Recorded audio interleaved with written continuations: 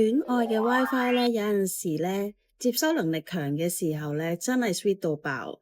但係咧，當個聲路一弱嘅時候咧，你會覺得連個 emoji 都唔同咗。有冇試過咧？兩個人啦，明明冇嘢嘅，但係咧就唔知點解好似成日咧都駁唔到線咁樣。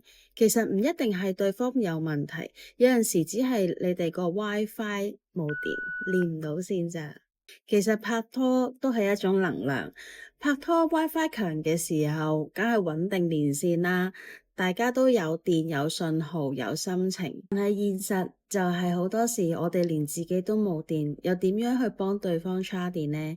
結果就係大家都好似輕咗機咁。你試下用嚟緊呢30秒去做一個愛情嘅 WiFi 檢測啊！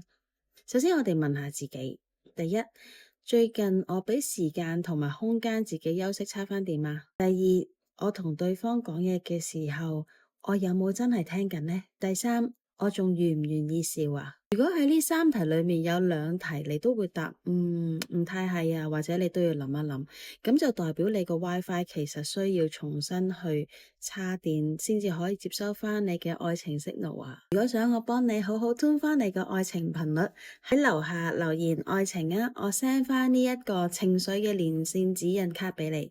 裏面有一個自我嘅檢測表，同埋一啲能量嘅叉電小練習。你哋喺愛情嘅 WiFi 能量裏面叉返電，繼續 sweet 啦！